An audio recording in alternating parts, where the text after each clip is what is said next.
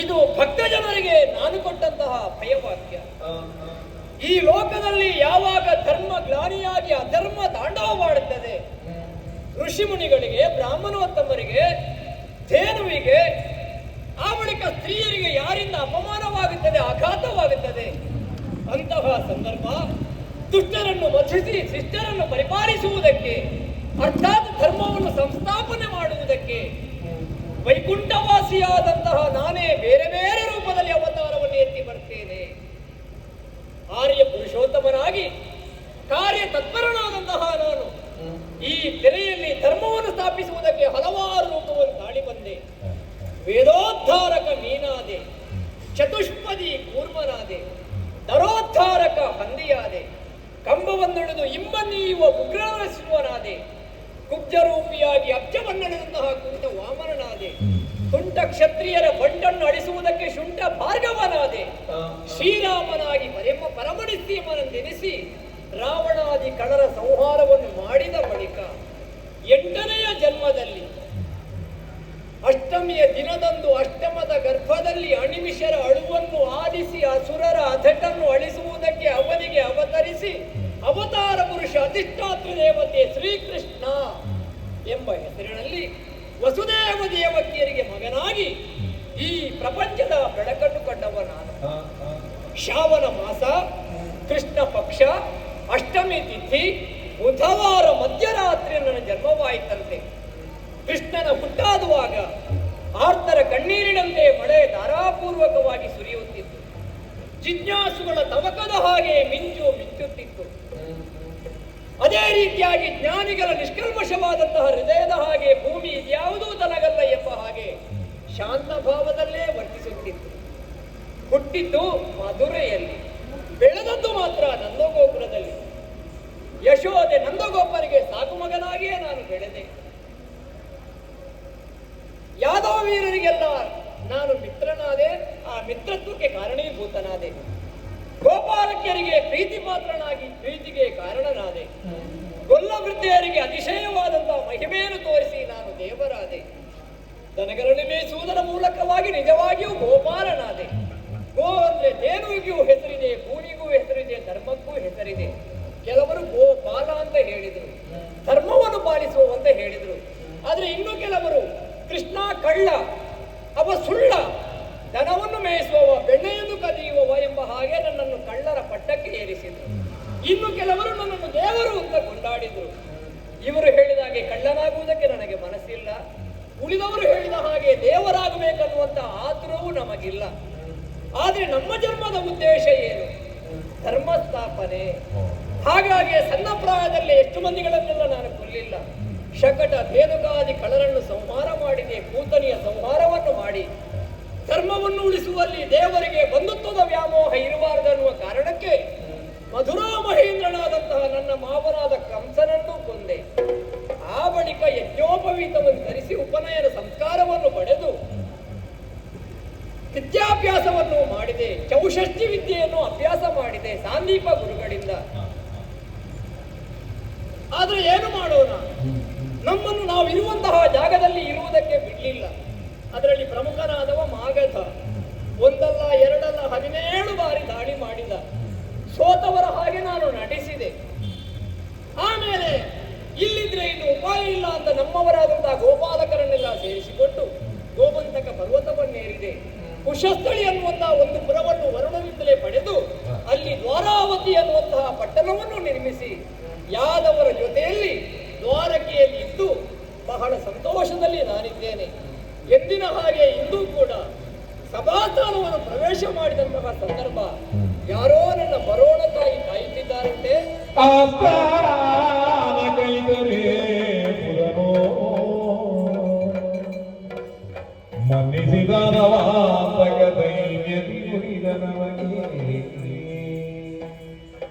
ಸ್ವಾಮಿ, ಏನೋ ಹುಡುಕುವ ಹಾಗೆ ಕಾಣುತ್ತದೆ. ಅದು ಕೃಷ್ಣ ಭವನ ಎಲ್ಲಿ ಅಂತ ನಾನು ಹೀಗೆ ನೋಡ್ತಾ ಬರುವುದು. ಇಲ್ಲಿ ನನಗೆ ಕಾಣಲಿಕ್ಕೆ ಸಿಗಲಿಲ್ಲ. ಎಲ್ಲಿ ಹೋದ್ರು ಬಾಗಿಲೇ ಮಾರಾಯ. ಕೃಷ್ಣ ಭವನಕ್ಕೆ ಹೋಗಬೇಕು ಅಂತ ಬಂದದ್ದೇ. ಹೌದು. ಬಂದದ್ದು ಜಾಗ ಸರಿಯಾಗಿದೆ. ಎಲ್ಲ ಕಡೆಯಲ್ಲಿ ಬಾಗಿಲು ತೆರೆದ್ರೆ ಬಾಗಿಲು ಹಾಕಿತ್ತ ತೆರೆದಿತ್ತು. ಅದೇ ಬಾಗಿಲು ಹಾಕಿದ್ರೆ ನಾವು ಬಾಗಿಲು ತಟ್ಟಿ ಕೇಳುವುದಿಲ್ಲ ಅಲ್ವಾ? ಈ ತೆರೆದ ಬಾಗಿಲಲ್ಲಿ ಎಲ್ಲಿಗೆ ಹೋಗುವುದು? ಎಲ್ಲಾ ಕಡೆಯಲ್ಲಿ ಬಾಗಿಲಿದ್ರು ಕೂಡ ಬಾಗಿಲು ಹಾಕಿಲ್ಲ, ಬಾಗಿಲು ತೆರೆದಿದೆ. ಅದುವೇ. ಹಾಗಾಗಿ ದ್ವಾರಕ ಎಂಬ ಹಾಗೆ ಇದಕ್ಕೆ ಹೆಸರು. ನೀವು ಬಂದ ಜಾಗ ಸರಿಯಾಗಿದೆ. ಕೃಷ್ಣ ಭವನ ಇದುವೇ ಅದು ಬರ್ತೀವಿ ಉಂಟಲ್ಲ. ಹೌದು, ಇದುವೇ ಕೃಷ್ಣ ಭವನ. ಇದು ನಾನು ಕೃಷ್ಣ. ಅದು ನಿಮ್ಮನ್ನು ಇಲ್ಲಿಯೇ ಮಾತಾಡುತ್ತಿದ್ದೇನೆ.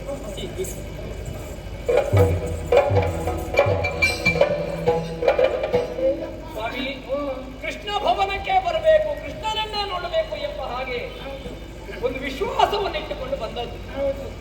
ಅತಿಥಿಗಳು ಅಲ್ವಾ? ಅತಿಥಿ ಅಂತ ಹೇಳಿದ್ರೆ ಏನು? ದೇವರಿಗೆ ಸಂಬಂಧ.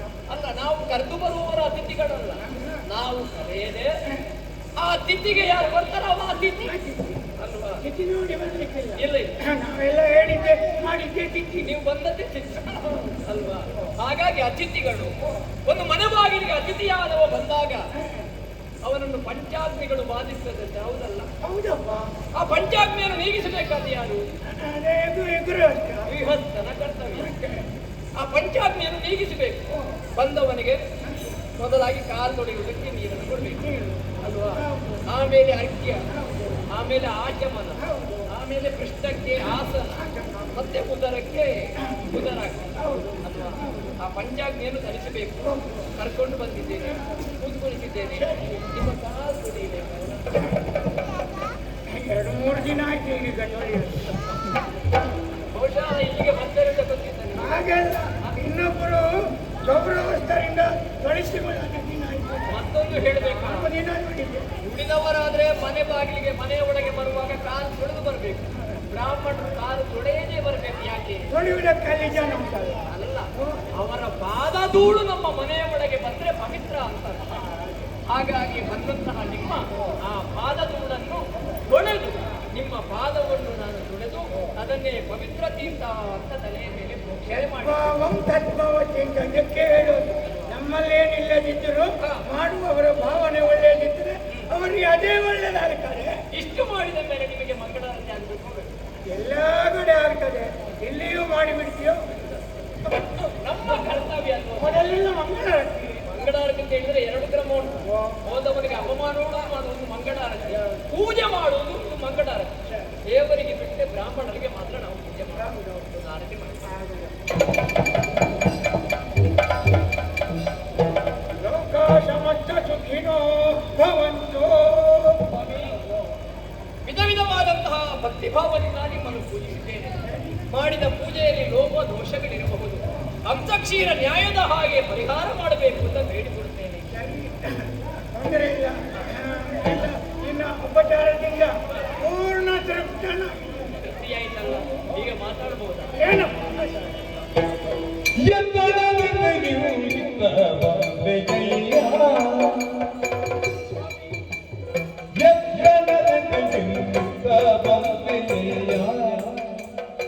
ಬುದ್ಧಿಯ ಮನದೆಯ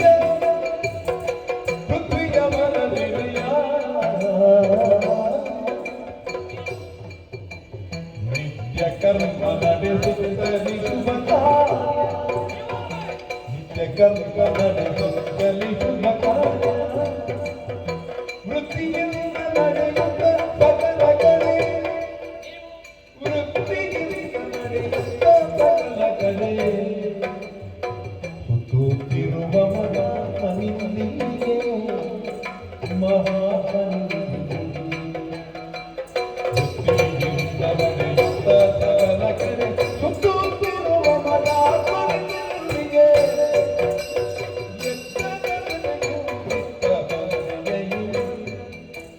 ಪೃಥ್ವಿಯ ಮರೆಯ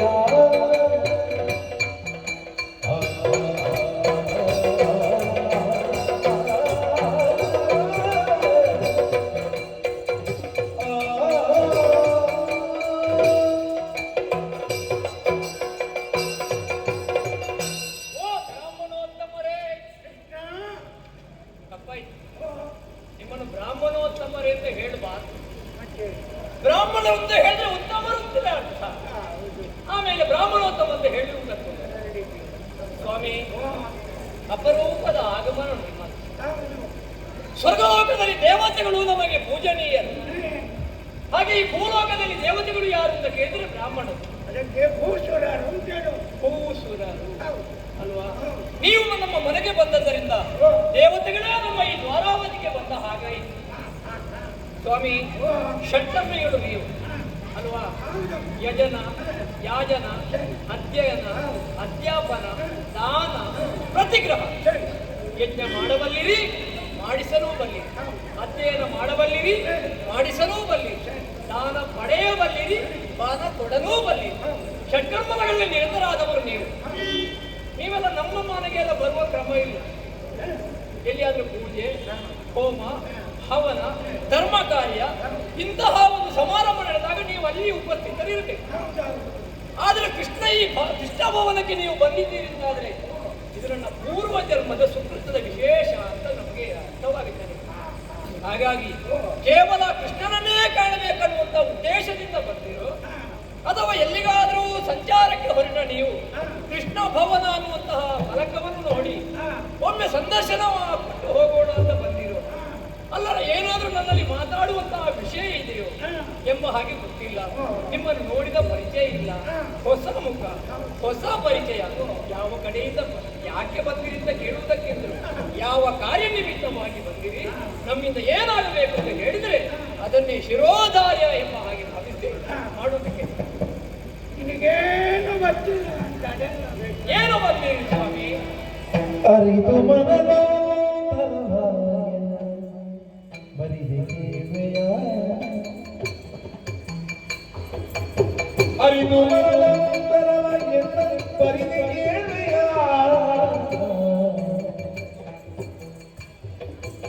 ಚರಣ ಸೇವಕರನು ನಿರತ ಕೊರೆವ ಚಿನ್ಮಯ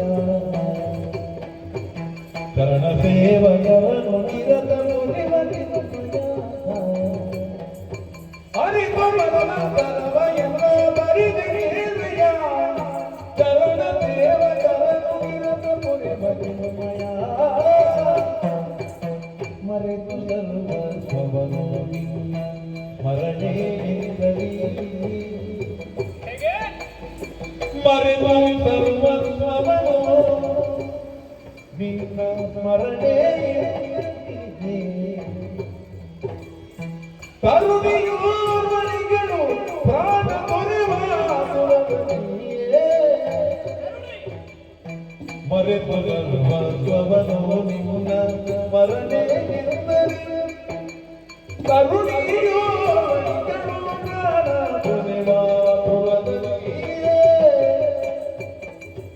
ಅರಿತು ಮನದನು ಕರಮಯನ್ನ ಪರಿದೆಯೇ ಶರಣ ಸೇವಕರ ನಿರತ ಕೊರೆವ ಚಿನ್ಮಯ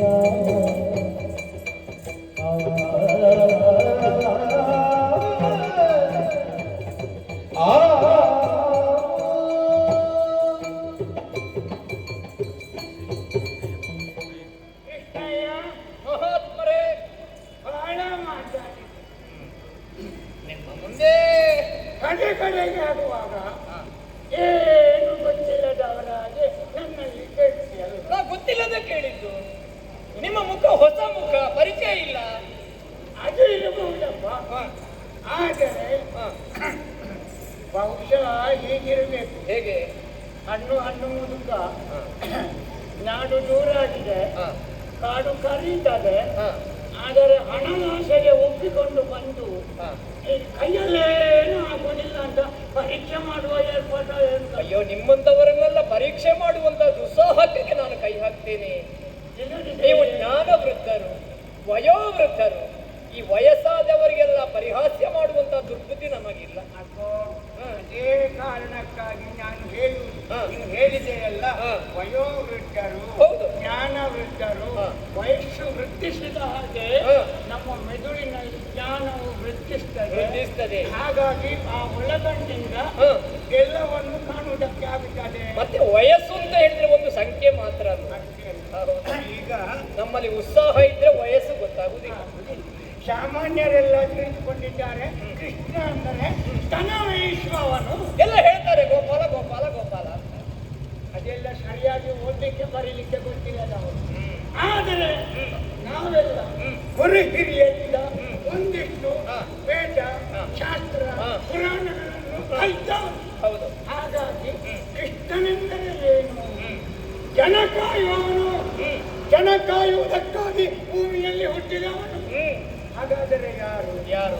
ಯಾವ ಶಿಕ್ಷೆಗೋ ರಕ್ಷೆಗೋ ದಕ್ಷಿಣಂತಹ ಹ. ಪಕ್ಷಿವಾಹನನಾದ ಶ್ರೀಹರಿಯೇ ಹ. ಕೃಷ್ಣನೆಂಬಂತಹ ಹೆಸರಿನಿಂದ ಹ. ಭೂಮಿಯ ಮೇಲೆ ಹುಟ್ಟಿಕೊಂಡಿದ್ದಾನೆ. ದೇವರು ಅಂತ ಹೇಳುವ ಪಂಗಡವೂ ಉಂಟು ನಿಮ್ಮಂತವರು. ಕೆಲವರು ನಮಗಾಗದವರು ಕಳ್ಳ ಸುಳ್ಳ ಅಂತ ಹೇಳ್ತಾರೆ. ಅದೇನು ಗೊತ್ತಿಲ್ಲ ನಾವು. ನಿಂದಕರಿರ್ಬೇಕಯ್ಯ ಊರಳು ನಿಂದಕರಿರ್ಬೇಕು, ಹಂದಿಗಳಿರ್ಬೇಕಯ್ಯ ಊರಳು ಹಂದಿಗಳಿರ್ಬೇಕು. ಅದಿದ್ದರೆ ಮಾತ್ರ ಸತ್ಯ. ಒಳಕ್ಕೂ ಹೋಗು. ನಿಂದಕರಿದ್ದಾಗ ಒಳ್ಳೆಯವರ ಹೆಸರು ಪ್ರಚಾರಕ್ಕೆ. ಎಲ್ಲಿಯಾದರೂ ಪ್ರಮಾದ ಮಾಡಿದ್ರು ಹಾ. ಅಪರಾಧ ಆದದಾಗಿ ತಿದ್ದಿಕೊಳ್ಳುವುದಕ್ಕೆ ಅವಕಾಶ ಹೌದು. ಅಲ್ವಾ ಕೃಷ್ಣಯ್ಯ? ಹಾಗಾದರೆ ಆ ಹರಿಯ ಅಂಶವೇ ಇಲ್ಲಿ ಕೃಷ್ಣನಾಗಿ ಹುಟ್ಟಿದ್ದಿ ಅಂದ ಮೇಲೆ ಹ್ಮ್. ಕುಳಿತಲ್ಲಿಂದಲೇ ನಿಂತಲ್ಲಿಂದಲೇ ಹ್ಮ್. ಪ್ರಪಂಚದ ಸಮಸ್ತ ಆಗು ಹೋಗುಗಳನ್ನು ಹಾ. ತಿಳಿಯುವಂತಹ ಹಾ. ಸಮರ್ಥನಿತ್ತು ಕೃಷ್ಣ ಅಂದಿದ್ದು. ಹಾಗಾಗಿ ಹ್ಮ್. ನನ್ನ ಅಂತರ್ಯ ಏನು? ಹ್ಮ್. ನಾನು ಯಾಕೆ ಬಂದೆ? ಹ್ಮ್. ನನ್ನ ಕಷ್ಟ ಏನು? ಹಾ. ನನ್ನ ಗೋಳು ಏನು ಹಾ. ಅಂತ ಎಲ್ಲವನ್ನೂ ತಿಳಿದು ಹಾ. ಸುಮ್ಮನೆ ಇಲ್ಲದೆ ನನ್ನನ್ನು ಇದ್ದಲ್ಲ. ನಿಮ್ಮಂತವರೇ ಒಂದು ಮಾತು ಹೇಳಿದ್ದಾರಂತೆ, ಹಸಿವರಿತು ತಾಯಿ ತನ್ನ ಶಿಶುವಿಗೆ ಒಸೆದು ಮೊಲೆ ಕೊಡುವಂತೆ. ತಾ ಹೆತ್ತಂತಹ ಮಗುವಿಗೆ ಹಸಿವಾಗುತ್ತದೆ ಅಂತ ತಾಯಿಗೆ ಗೊತ್ತಿದ್ರು ಯಾವ ತಾಯಿಯೂ ಮಗು ಅಳದೆ ಸ್ತನ್ಯವನ್ನು ಉಣಿಸುವುದಿಲ್ಲ. ತಾಯಿಯ ಮೊಲೆಯಲ್ಲಿ ಹಾಲು ಬರ್ತದೆ ಅಂತ ಅದರ ಬಾಯಿಗೆ ತುರುಕಿದರೆ ಹಾ. ಅದಕ್ಕೆ ಅಜೀರ್ಣ ಆಗುತ್ತದೆ. ಮಗು ಅಡಬೇಕು, ತಾಯಿ ಹಾಲು ಕೊಡಬೇಕು. ಈಗ ನನ್ನನ್ನು ದೇವರು ಅಂತ ಹೇಳಿದ್ರಿ. ಹಾಗಿರುವಾಗ ನೀವು ಬಂದದ್ದು ನನ್ನಲ್ಲಿ ಮಾತಾಡಬೇಕು ಅಂತ. ಮಾತಾಡುವುದಕ್ಕಾಗಿ ಬಂದಂತಹ ನಿಮ್ಮ ಮಾತನ್ನು ನಾನೇ ಮಾತಾಡಿದ್ರೆ ನನಗೆ ನಿಮ್ಮ ವಾಕ್ ಸ್ವಾತಂತ್ರ್ಯಕ್ಕೆ ನಾನೇ ವಿರೋಧ ವ್ಯಕ್ತಪಡಿಸಿದ ಹಾಗಲ್ವಾ? ನಿನ್ನಂತವರು ಸಿಗಬೇಕು ಕೃಷ್ಣ ಮಾತಾಡ್ಲಿಕ್ಕೆ. ಹೇಳಿದ ಹಾಗೆ ಬೇರೇನಿಲ್ಲ. ಇದು ಮುಂದಿನ ಪುರದಿಂದ ಬಂದಿದೆ. ನಿಧಾನಗತಿ. ಭೀಷ್ಮಕರಾಯ ಅಂತ ಇದ್ದಾರೆ. ಹಾ. ಅವನ ಮಗಳೊಬ್ಬಳಿದ್ದಾಳೆ. ಯಾರು? ರುಕ್ಮಿಣಿ. ರುಕ್ಮಿಣಿ. ಅಲ್ಲ, ಕೇಳಿದ್ದು. ಇನ್ನು ತುಟಿ ಕಿವಿ ಹತ್ತಿರ ಆಯ್ತು ರುಕ್ಮಿಣಿ ಹೇಳುವಾಗ. ಇದು ಅವಳು ನನ್ನ ಅಲ್ಲ, ನಾನು ಕೇಳಿದ್ದು ನೀವು ಏನು ಬಂದಿರಿ ಅಂತ. ಕುಂಡಿನಿಯ ನಗರ, ಭೀಷ್ಮಕನಿಗೆ ಮಗಳು ರುಕ್ಮಿಣಿ. ನಾನು ಅಲ್ಲ, ನಿಮಗೆ ಈ ಪ್ರಾಯದಲ್ಲಿ ಹೆಣ್ಮಕ್ಕಳ ವಿಷಯ ಇಲ್ಲ. ಅಕ್ಕೆ ಸ್ವಾಮಿ, ಅದು ಯುವಕರಾದ್ರೆ ಹೆಣ್ಮಕ್ಕಳ ವಿಷಯ ಮಾತಾಡಬೇಕು. ಮತ್ತೆ ಹೇಳ್ತೀರಿ ಕಾಡು ಬಾ ಅಂತ ಹೇಳುತ್ತದೆ, ನಾಡು ಹೋಗು ಅಂತ ಹೇಳುತ್ತದೆ. ಬಾಯಲ್ಲಿ ಹೆಣ್ಮಕ್ಕಳ ಸುದ್ದಿ ಅನಿದ್ರೆ ನಮಗೆ ಬೇಡದಿದ್ದರೂ ಅನುಭವ ಸುಮ್ಮನೆ ಇರ್ತದೆ, ಅನುಭವ ಬಿಡ್ತದೆ. ಹ. ತರುಣಿಯರ ಅಂದ್ರೆ ನಿಮಗೆ ಹುಡುಗರ ಹ. ಮುದುಕರ ಬಾಲಕರ ಅಂತ ಇಲ್ಲ ನಮಗೆ. ಹ, ಹ. ನಾವು ಯಾರಿಗೂ ಆಗ್ತೇವೆ. ನಿಮಗೀಗ ಹೆಣ್ಮಕ್ಕಳ ಬಗ್ಗೆ ಅನುಭವ? ಏನಪ್ಪ ಅದು ಹೇಳಬೇಕು. ಅಂದರೆ ಈ ಅನುಭವ ಬೇರೆ ಕೃಷ್ಣ, ಬೇರೆ ಏನಿಲ್ಲ. ಈ ರುಕ್ಮಿಣಿ ಎಂಬವಳು ಹ. ಎಡವೆಯಿಂದಲೇ ಹ. ನನ್ನ ಅಚ್ಚುಮೆಚ್ಚಿನ ಶಿಷ್ಯ. ನಿಮ್ಮ ಶಿಷ್ಯ. ಎಳವೆಯಲ್ಲಿ ಹ. ನನಗೆ ಗೊತ್ತಿದ್ದ ಮಟ್ಟಿಗೆ ಹ.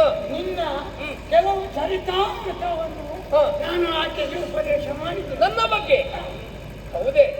ಅಂದ್ರೆ ನನ್ನನ್ನು ಬಹಳ ತಿಳಿದಿದ್ದೀರಿ ಅಂತಾಯ್ತು. ಅದು ಗುರು ಹಿರಿಯರಿಂದ ಹ. ಗೊತ್ತಾಯ್ತು. ಅದರಿಂದ ಪ್ರಭಾವಿತಳಾದ ನನ್ನ ಶಿಷ್ಯ ಹ. ನಾನು ಪ್ರಾಯಪೂರ್ತಿಯಾದಾಗ ಹ. ಒಂದಲ್ಲ ಒಂದು ದಿನ ಹ. ಕೃಷ್ಣನನ್ನೇ ಹ. ವರನನ್ನಾಗಿ ಪಡೆದು ಹ. ಆ ಮೂಲಕ ಹ. ನನ್ನ ಹೆಣ್ಣು ಜನ್ಮವನ್ನು ಸಾರ್ಥಕಪಡಿಸಬೇಕು. ಅಂದ್ರೆ ನಿಮ್ಮಿಂದ ನನ್ನ ವಿಷಯವನ್ನು ತಿಳಿದು ನನ್ನನ್ನು ನೋಡದೆಯೇ ಕೃಷ್ಣನನ್ನೇ ಮದುವೆ ಆಗಬೇಕು. ನಿಮ್ಮ ಬಗ್ಗೆ ಎಷ್ಟು ವಿಶ್ವಾಸ ಉಂಟು ನೋಡಿ ಅವನಿಗೆ. ಇಲ್ಲಿಯವರೆಗೆ ಅಂದರೆ ಹ. ನಿನ್ನ ಮೂರ್ತಿಯನ್ನು ಹ. ರುಕ್ಮಿಣಿಯ ರಕ್ತಮಲದಲ್ಲಿ ಪ್ರತಿಷ್ಠಾಪಿಸಿ ಹ. ದಿನದ 3 ಹೊತ್ತು ಹ. ಈತನೇ ನನ್ನ ಗಂಡ ಅಂತ ಆರಾಧನೆ ಮಾಡುತ್ತಾ ಬರುವ ನನ್ನ ಶಿಕ್ಷೆ. ಅಲ್ಲಿಯವರೆಗೆ ನನ್ನಲ್ಲಿ ಆದರೆ ಮಾಡೋಣ ಕೃಷ್ಣ. ಸಣ್ಣ ಪ್ರಾಯದಲ್ಲಿ ನಂದಗೋಕುಲದಲ್ಲಿರುವಾಗ ಗೋಪಾಲಕೇರಳ ನನ್ನ ಜೊತೆಯಲ್ಲೇ ಇತ್ತು. ನನ್ನ ಮುರಳಿಯ ಗಾಯನಕ್ಕೆ ಮರುಳಾಗದವರು ಯಾರೂ ಇಲ್ಲ. ಕೇವಲ ಸಣ್ಣ ಪ್ರಾಯದ 6ರಿಂದ 60ರವರೆಗೆ ಎಲ್ಲಿಯವರೆಗೆ ಕೇಳುತ್ತೀರಾ? ಕೆಲವರು ನನ್ನ ಕೊಳಲಿನ ಗಾನವನ್ನು ಕೇಳುವಾಗ ಊಟಕ್ಕೆ ದನವನ್ನು ಕಟ್ಟುವುದರ ಬದಲು ಗಂಡರನ್ನೇ ಕಟ್ಟಿ ಬಂದವರಿದ್ದಾರೆ. ಅಂದರೆ ನಿನಗೆ ತೊಂದರೆ ಆಗ್ತದೆ. ಹಾಗಾಗಿ ಈಗ ಒಂದು ಚಾತುರ್ಯ ಮಾಡಿದ್ದೆ. ಅಚಾತುರ್ಯ ಏನು ಸ್ವಾಮಿ? ಹೀಗೆ ಅಣ್ಣ ಶತಮೂರ್ಖ ರುಕ್ಮ ಎಂಬವನು ಒಂದೇ ಮನೆ ಪರ ಮತ್ತು ವಿರೋಧ. ಲೋಕವೇ ಹಾಗಲ್ವ, ದ್ವಂದ್ವಮಯ. ಲೋಕೋ ಭಿನ್ನರುಚಿ. ದುಷ್ಟ ಶಿಷ್ಟ, ಕತ್ತಲೆ ಬೆಳಕು, ಕಷ್ಟ ಸುಖ. ಮೊದಲೆಲ್ಲ ನಾವು ಕೆಟ್ಟವರಿಂದ ಯಾರನ್ನು ಹೇಳುವುದು? ರಕ್ಕಸರನ್ನು. ನಮಗೆ ಗುರುತಿಸುವುದಕ್ಕೂ ಸಾಧ್ಯ ಆಗುತ್ತಿತ್ತು. ರಕ್ಕಸರಂತ ಹೇಳಿದ್ರೆ ದೊಡ್ಡ ಕಣ್ಣು, ಕೋರೆ ಹಲ್ಲು, ದೀರ್ಘ ದೇಹ, ಆಜಾನುಬಾಹು. ಈಗೀಗ ರಕ್ಕಸರು ಯಾರು ಅಂತ ಹೇಳಲಿಕ್ಕೆ ಸಾಧ್ಯ ಆಗುತ್ತಿಲ್ಲ. ನೋಡುವಾಗ ಒಳ್ಳೆ ಸಂಭಾವಿತರ ಹಾಗೆ ಕಾಣ್ತಾರೆ. ಯಾವ ಹುತ್ತದಲ್ಲಿ ಯಾವ ಹಾವ ಯಾರಿಗೆ? ಹೌದೌದು. ಅದಕ್ಕೆ ಹೇಳುದು, ಮೊದಲೆಲ್ಲ ದುಷ್ಟರು ದೇಶಾಂತದಲ್ಲಿದ್ದು, ಹಾಗೆ ಬರುವಾಗ ದ್ವೀಪಾಂತರಕ್ಕೆ ಬಂದರು. ಈಗೀಗ ಮನೆ ಮನೆಯಲ್ಲೇ ರಸ್ತೆ. ಒಂದು ಕಡೆಯಲ್ಲಿ ಹರಿಯ ಭಕ್ತಳಾದಂತಹ ರುಕ್ಮಿಣಿ, ಅದುವೇ ಮನೆಯಲ್ಲಿ ದುಷ್ಟ ಸ್ವಭಾವದ ಈ ನನ್ನ ಶಿಷ್ಯೆಯ ರುಕ್ಮ ಅಂತ ಹೇಳಿದ್ರೆ ಬಂಗಾರ ಅಂತ ಅರ್ಥ. ಇದು ಇದು ಇದ್ದಾಳೆ. ಹಾಗೆ ಬಂಗಾರ. ಇದು ಒಪ್ಪತ್ತು. ಈಗ ಇವಳ ಇಚ್ಛೆಗೆ ವಿರುದ್ಧವಾಗಿ ತನ್ನ ಆತ್ಮೀಯನಾದ ಶಿಶುಪಾಲನಿಗೆ ಕೊಡುವುದರಿಂದ ಎಲ್ಲ ನಿರ್ಣಯ ಎಲ್ಲ ಆಗಿದೆ. ಸರಿ ಬಿಡೋದು, ಅವಳಲ್ಲಿ ಕೇಳದೆ. ಹಾಗಾಗಿ ಅಲ್ಲ, ಮದುವೆಯಾದ ಮೇಲೆ ಗಂಡು ಹೆಣ್ಣು ಜೊತೆಯಾಗಿರ್ಬೇಕಾ? ಅಲ್ಲ, ಇವ ಹೇಳಿದಾಗಿ ಇವಳಿಗೆ ಮನಸ್ಸಿಲ್ಲದ ಗಂಡನ ಜೊತೆಯಲ್ಲಿ ಇರ್ಬೇಕು. ಮೂರ್ಖನಿಗೆ ಗೊತ್ತಿಲ್ಲ. ಹೌದು. ಹಾಗಾಗಿ ಕಡೆಗೆ ದಿಗ್ವಿಜೋಚನಂತಹ ನನ್ನ ಶಿಷ್ಯೆ ಕೃಷ್ಣ ನನಗೆ ಗಂಡನಾಗಿ ಸಿಗುವುದಿಲ್ಲ ಅಂತ ಆದರೆ ನಾನು ಪ್ರಾಣವೇ ತಿಳ್ಕೊಳ್ತೇನೆ. ಅಯ್ಯಯ್ಯೋ, ನಮ್ಮ ಸ್ಥಿತಿಗೆ ಬಂದಿದ್ದಾಳೆ ಕೃಷ್ಣ. ಹೌದೇ? ಎಂತದ್ದು? ಏನು ಸ್ವಾಮಿ, ಎಂತದ್ದು ಇದು ಕೆಲವರೆಲ್ಲ ಏನು ಗೊತ್ತಿಲ್ಲದವರು ರುಕ್ಮಿಣಿ ಕೃಷ್ಣನಿಗೆ ಬರೆದ ಪ್ರೇಮ ಪತ್ರ ಅಂತ ಹೇಳಿ. ಪ್ರೇಮ ಪತ್ರ ಅಲ್ಲ, ಅದಲ್ಲ. ನಿಷ್ಕಲ್ಮಶರದ ಹೆಣ್ಣೊಬ್ಬಳು ತನ್ನ ಆತ್ಮನಿವೇದನ ಪತ್ರ ಪ್ರಿಯಕರನಿಗೆ ಬರೆಯುವುದು. ವಿಷಯ ಎಲ್ಲ ಇದೆ. ಬಹುಶಃ ಪ್ರಪಂಚದಲ್ಲಿ ಇದು ಮೊದಲ ಪ್ರೇಮ ಪತ್ರ ಆಗಿರ್ಬೇಕು. ಮೊದಲು ಗೊತ್ತಾಯ್ತಲ್ಲ. ಆದ್ದರಿಂದ ಆಕೆಯ ಇಷ್ಟ ಅವಳ ಅಂತರಂಗವನ್ನು ಇದರಲ್ಲಿ ಬರ್ತಿದ್ದಾಳೆ. ನೀವು ಓದಿದ್ದೀರಾ? ಕಾಣುವುದಿಲ್ಲ ಈಗ. ಕಾಣುವುದಿಲ್ಲ. ಅದರಲ್ಲಿ ದೊಡ್ಡಕ್ಕೆ ಬರ್ತಿದೆ. ಸಣ್ಣ ಸಣ್ಣದಾದ್ರೂ ಸ್ವಲ್ಪ ಕಾಣ್ತದೆ. ಸಣ್ಣದು ಕಾಣ್ತದೆ. ಇದು ವಿಚಿತ್ರ. ಪ್ರಾಯದವರಿಗೆ ಸಣ್ಣದು ಕಾಣ್ತಿಲ್ಲ, ನಿಮಗೆ ಸಣ್ಣದು ಕಾಣ್ತದೆ. ಒಮ್ಮೊಬ್ಬರ ದೃಷ್ಟಿ ಒಂದೊಂದು ರೀತಿ. ಈಗಲೂ ಸಣ್ಣದರಲ್ಲೇ ಮನಸ್ಸು ನಿಮಗೆ ಅಕ್ಷರ. ಹಾಗೆ ಇದನ್ನೊಂದು ಓದಿ ನನಗೊಂದು ಸ್ಪಷ್ಟ ದೃಢ ಉತ್ತರ ಬೇಕು. ಇಲ್ಲದಿದ್ರೆ ನಾನು ಹೋಗುದಿಲ್ಲ. ಯಾಕೆಂದರೆ ನಾವು ನೃತ್ಯ ಆಡಿಸಿದ ಮಕ್ಕಳು ನಮ್ಮ ಕಣ್ಣೆದುರಿನಲ್ಲೇ ಏನಾದರೂ ಹೆಚ್ಚು ಕಡಿಮೆ ಆಗಿ ಹೋದರೆ ಮತ್ತೆ ನಾವು ಬದುಕಬೇಕು. ಸರಿ, ಓದುವ, ವಾಚಿಸುವ, ಶಿಕ್ಷೆಯ ಯೋಚಿಸುವ, ಇನ್ನೊಂದು ಮನಸ್ಸು ಮಾಡಬೇಕು. ಸ್ವಲ್ಪ ವಿಶ್ರಾಂತಿ ಪಡಿ. ಓದಿ ಓದಿ. ಶ್ರೀಮಂತವತ್ ಬ್ರಹ್ಮಾಂಡ ನಾಯಕ ರಮಾಕಾಮಿನಿ ವರ ಸುಗುಣಧಾಮ. ಶ್ರೀತಮಸ್ಸ ಬ್ರಹ್ಮಾಂಡ ನಾಯಕ ಕಾಮಿನಿ ವರ ಸುಗುಣಧಾಮ. ಕಾಮಿತ ನಿಂಗಳಿಗೆ ಭೀಷ್ಮಕ ಕುಮಾರಿಯು ಪ್ರಣಾಮದಿ ಪಾಪ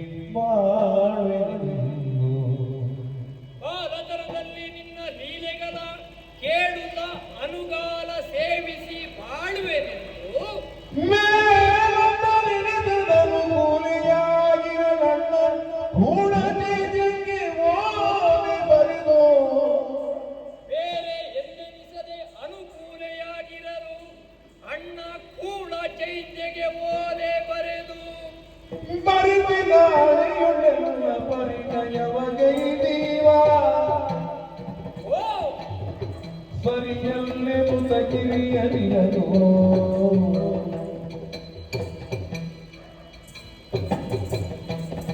ಜರೆದವರ ಮಾಸ ನಿಧರದನಿಗ ತವ ಧ್ಯಾನ ನಿರತಳಿಗೆ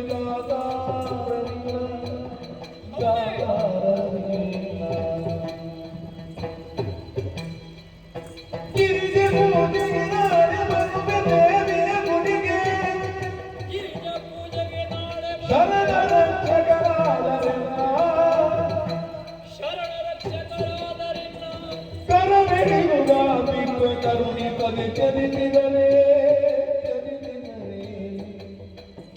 ತೊರೆವಿನ ಪ್ರಾಣವನು ಬಿದ್ದ ತೊರೆವಿನ ಪ್ರಾಣವನು ಬಿದ್ದ ಅಯ್ಯೋ ಆ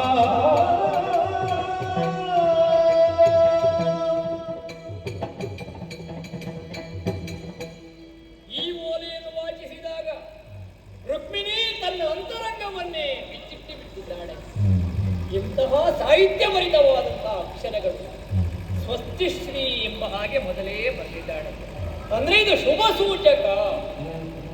ಶ್ರೀಮತ್ ಸಮಸ್ತ ಬ್ರಹ್ಮಾಂಡ ನಾಯಕ ಕಾಮಿನೀವರ ಸುಗುಣಧಾಮ ಕಾಮಪಿತ ನಿನ್ನೆಡೆಗೆ ಭೀಷ್ಮಕ ಕುಮಾರಿಯಾದಂತಹ ರುಕ್ಮಿಣಿ ಮಾಡುವಂತಹ ಪ್ರಣಾಮಗಳು.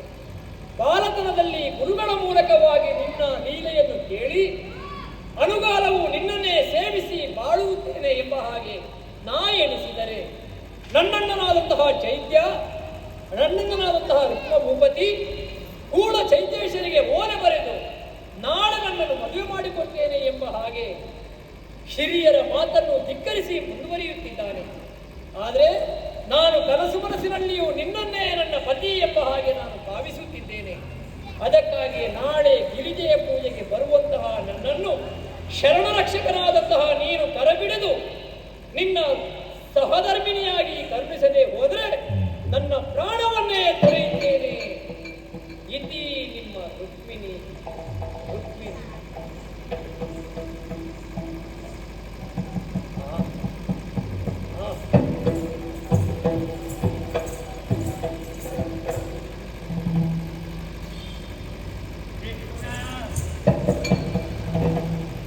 ಇನ್ನು ನಾನು ತಿರುಗಿ ಮನೆಗೆ ಹೋಗುವ ಹಾಗಿಲ್ಲ. ಯಾಕೆ ಸ್ವಾಮಿ? ಓಲೆ ಓದಿ ವಿಷಯ ತಿಳಿದು ಒಂದು ನಿರ್ಣಯಕ್ಕೆ ಬಂದು ಮೊದಲಾಗಿ ನನ್ನ ಶಿಷ್ಯೆಯನ್ನು ಆಮೇಲೆ ನನ್ನನ್ನು ಉಳಿಸಿದ್ದಿ ಎನ್ನುವಂತಹ ತುಂಬು ಭರವಸೆಯಿಂದ ಬಂದರೆ ಕೃಷ್ಣ ಏನೋ ನೆಲನೋಟದನಾಗಿ ಕಣ್ಣಿನಲ್ಲಿ ನೀರು ಏನೋ ಗೊತ್ತೇ ಇದು ಯಾಕೆ? ಕಣ್ಣಂಚಿನಲ್ಲಿ ನೀರು ಉಳಿಯುವುದನ್ನು ನೋಡಿದ್ರ ಮನದಿ ಮೇಲಿಳಿದವಿರೋ ನಿದ್ರೆಗೆ ನಾ ಬಂದು ವನಿತೆಯ ನೊಡಂಬಡಿಪೆ ವನಿತೆಯ ನೊಡಬಡಿಪೆ ಅದಕ್ಕಾಗಿ ಅಗ್ರಜನು ಅನುಗೊಮ್ಮೆ ತಾನೆಯುತ್ತಾಳ ಭೂತುಲನ ತಂದೈದಿ ಮರನಡೆಗೆ ನಡೆದನು ಸ್ವಾಮಿ, ಓಲೆಯನ್ನು ವಾಚಿಸಿದಂತಹ ನಾನು ನಿಮಗೆ ಪ್ರತ್ಯುತ್ತರವನ್ನು ಹೇಳದೆ ಸುಮ್ಮನಾದೆ. ಸಂತೋಷ ಅಧಿಕವಾದಾಗ ಮಾತು ಮೌನವಾಗಿದೆ. ನನ್ನ ಹೃದಯ ತುಂಬಿತು ಸ್ವಾಮಿ. ಭಾವುಕನಾದೆ. ಆನಂದ ಬಾಷ್ಪ ಕಣ್ಣಂಚಿನಲ್ಲಿ ಇಳಿಯುವುದಕ್ಕೆ ಪ್ರಾರಂಭವಾಯಿತು. ಕಣ್ಣಿನಲ್ಲಿ ಇಳಿಯುವುದು ನೀರೇ ಆಗಿರುವುದ ದುಃಖದ ಕಣ್ಣೀರು ಬೇರೆ, ಸಂತೋಷದ ಕಣ್ಣೀರು ಬೇರೆ. ಸಂತೋಷದ ಕಣ್ಣೀರಿಗೆ ಬಾಷ್ಪಾಂಜಲಿ ಅಂತ ಹೇಳ್ತಾರೆ, ದುಃಖದ ಕಣ್ಣೀರಿಗೆ ದುಃಖದ ಕಣ್ಣೀರು ಅಂತ ಹೇಳ್ತಾರೆ. ಸ್ವಾಮಿ, ಅವಳು ಬರೆದಂತಹ ಆ ಒಂದು ಸಾಹಿತ್ಯ ಭರಿತವಾದಂತಹ ಅವಳ ಹೃದಯದ ಭಾಷೆ, ಅವಳು ಎಷ್ಟು ಸಂಸ್ಕಾರವಂತಳು ಎನ್ನುವುದನ್ನು ಸೂಚಿಸುತ್ತದೆ. ಮಾತ್ರ ಅಲ್ಲ, ಹೇಳಿದಂತಹ ವಿಷಯ, ನನ್ನ ಬಗ್ಗೆ ಅವಳಿಟ್ಟಂತಹ ಪ್ರೀತಿ, ಗೌರವ, ಅಭಿಮಾನ, ಪ್ರೀತಿ, ಇದೆಲ್ಲವೂ ನಮಗೆ ಗೊತ್ತಾಗುತ್ತದೆ. ನಾನು ಕಲಿಸಿದ್ದು ಎಷ್ಟು ಪ್ರೀತಿಯಿಂದ ಕಾಯ ವಾಚ ಮನಸ್ಸ ನನ್ನನ್ನೇ ಪತಿ ಎಂಬ ಹಾಗೆ ಮನಸ್ಸಿನಲ್ಲಿ ಭಾವಿಸಿ ಧ್ಯಾನಿಸಿ ಇರುವಂತಹ ರುಕ್ಮಿಣಿಗೆ ಏನು ಹೇಳಬೇಕು ಎಂಬ ಹಾಗೆ ಅರಿಯದೆ ನಾನು ಸುಮ್ಮನೆ ಉಳಿದೆ. ಯೋಚನೆ ಮಾಡಬೇಡಿ ಸ್ವಾಮಿ. ಇಂತಹ ನನ್ನನ್ನೇ ಬಯಸಿದ ಹೆಣ್ಣನ್ನು ನಾನು ಧಿಕ್ಕರಿಸಿದ್ರೆ ಈ ಭೂಮಿ ನಮ್ಮನ್ನು ಬರುವುದು ಕುಂಟೆ ಹೇಳಿ. ಹಾಗಾಗಿ ನಿಮ್ಮ ಜೊತೆಯಲ್ಲಿ ಬರ್ತೇನೆ. ನಾನು ನನ್ನನ್ನೇ ಬಯಸಿದಂತಹ ರುಕ್ಮಿಣಿಯನ್ನು ನಾನು ಸಹಧರ್ಮಿಣಿ ಎಂಬ ಹಾಗೆ ನಾನು ಕೂಡ ಮನಸ್ಸಿನಲ್ಲಿ ಒಪ್ಪಿದ ಹಾಗಾಯಿತು. ಆದ್ರೆ ಇಲ್ಲಿ ನಾನು ಯುವರಾಜ ಮಾತ್ರ, ಮಹಾರಾಜ ಬೇರೆಯೇ ಒಬ್ಬ ಇದ್ದಾನೆ. ನಮ್ಮಣ್ಣ ಬಲರಾಮಣ್ಣ. ಯಾವುದೇ ಒಂದು ಕಾರ್ಯ ಆಗಬೇಕು ಅಂತಾದ್ರೆ ಅವನ ಒಪ್ಪಿಗೆ ಮುದ್ರೆ ಬೀಳಲೇ. ಅದೇ ಕ್ರಮ, ಅದು ಸಂಪ್ರದಾಯ ಅಲ್ವಾ? ಮನೆಯಲ್ಲೊಬ್ಬ ಯಜಮಾನ ಇದ್ದರೆ ಉಳಿದ ಸದಸ್ಯರು ಅದಕ್ಕೆ ಸಂಘ ಮಾಡ್ತಿದ್ದ. ಈಗ ನೀವು ಹೇಳಿ ರುಕ್ಮಿಣಿ ಅವಳ ಮಾತನ್ನು ಲೇಖನದಲ್ಲಿ ಹೇಳಿದಳು, ಹಾಗಂತ ನಾನು ಇಲ್ಲಿಂದಲೇ ಬರುವುದಕ್ಕಾಗುತ್ತದ? ನನ್ನನ್ನು ಕೇಳುವುದಕ್ಕೆ ಅವ ಇದ್ದಾನೆ. ಅವನಲ್ಲಿ ಒಂದು ಮಾತು ಹೇಳಬೇಕು. ಹಾಗಂತ ನಾ ಹೇಳಿದ ಮಾತನ್ನು ಅವ ಕೇಳ್ತಾನಂದ್ರೆ ಹೇಳಲಿಕ್ಕಾಗುತ್ತದ? ಅದರಲ್ಲಿ ಹೆಣ್ಣಿನ ವಿಷಯ. ನನ್ನ ಬಗ್ಗೆ ಮೊದಲೇ ಒಂದು ಅಪವಾದ ಉಂಟು, ಶ್ರೀಲೋಲ ಅಂತ ಅಲ್ವಾ? ಅದು ಮತ್ತೆ ನಿನ್ನಾಗಿರುವ ಯುವಕರೆಲ್ಲ ಮನೆ ಹೊರಗೆ ಬಂದ್ರೆ ಮತ್ತೆ ಹೇಳಿ ಪ್ರಯೋಜನ ಇಲ್ಲ. ಮತ್ತೆ ಒಳಗೆ ಹೋದ ಮೇಲೆ ಹಿರಿಯರು ಹೇಳುವುದೊಂದು ಇವರು ಮಾಡುವುದೊಂದು. ಹಾಗಾಗಿ ಈ ಒಂದು ಉಪಕಾರ ನಮ್ಮ ಅಣ್ಣನದೊಂದು ಸ್ವಭಾವ. ನಾನು ಏನು ಹೇಳಿದ್ರು ಕೂಡ ಬೇಗನೆ ಒಪ್ಪುವ ಕ್ರಮ ಇಲ್ಲ. ಅದರಲ್ಲಿ ಹೆಣ್ಣಿನ ವಿಷಯವನ್ನು ನಾನು ಹೇಳಿದರೆ ಈಗ ಸಾಕ್ಷಿಗೆ ನಾನು ಇದನ್ನು ಕೊಟ್ಟು ಹೋಗಿ ಕೊಡಬಹುದು. ಇದು ಕುಂಡಿನ ನಗರಿಯಿಂದ ಬಂದದ್ದು. ಭೀಷ್ಮಕನ ಕುಮಾರಿ ರುಕ್ಮಿಣಿ ನನ್ನನ್ನು ಪ್ರೇಮಿಸಿದ್ದಾಳೆ, ಪ್ರೇಮ ಪತ್ರ ಬರೆದಿದ್ದಾಳೆ ಎಂಬ ಹಾಗೆ ಅವನಿಗೆ ಕೊಂಡೋಗಿ ಕೊಟ್ಟರು ಒಪ್ಪುವುದಿಲ್ಲ. ಬಹುಶಃ ಇದು ನೀನೇ ಮಾಡಿದ ಕುತಂತ್ರ, ನೀನೇ ಬರೆದು ತಂದು ಕೊಟ್ಟಿದ್ದು ಅಂತ ಹೇಳ್ತಾರೆ. ಈಗೀಗೆಲ್ಲ ಈ ಅಕ್ರಮ ಪತ್ರಗಳೇ ಇತ್ತು ಅಲ್ವಾ?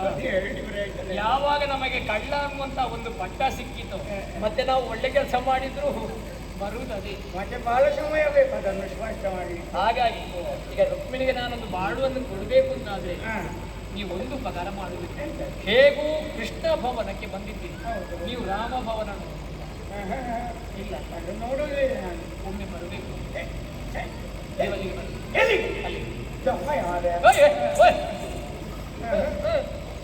ನಿನ್ನಲ್ಲಿ ಬೇಕಿದ್ರೆ ಕೃಷ್ಣಯ್ಯ 3 ದಿನ ರಾತ್ರಿ ಆಗಲು ಮಾತಾಡಿ ಏನು ಸಮಸ್ಯೆ ಇಲ್ಲ. ಮತ್ತೇನು ಬಲರಾಮನಲ್ಲೊಂದು ಎದುರು ನಿಂತು ಮಾತಾಡ್ಲಿಕ್ಕೆ ನನ್ನಿಂದ ಸಾಧ್ಯ. ಅಂದ್ರೆ ಅವನ ಬಗ್ಗೆ ನಿಮಗೆ ಸಂಪೂರ್ಣ ಗೊತ್ತಿದೆಯಾ? ಅಯ್ಯೋ ಜನರೆಲ್ಲ ಆಡಿಕೊಳ್ತಾರೆ. ಏನು ಅಂತ?